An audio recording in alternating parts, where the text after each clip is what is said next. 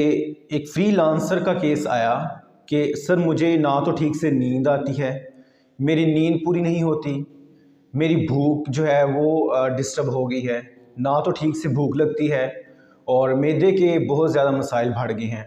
और इसके अलावा सर मैं जो है वो परेशान सा रहता हूँ, एक दबाव सा स्ट्रेस रहता है हर टाइम और एक प्रेशर सा रहता है मेरी लाइफ पे।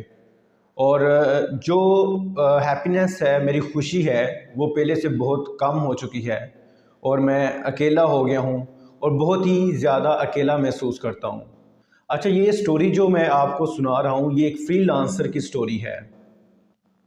अच्छा, पिछले कुछ सालों से जो है वो ये इस आईटी की फील्ड में है, फ्रीलांसिंग कर रहा है।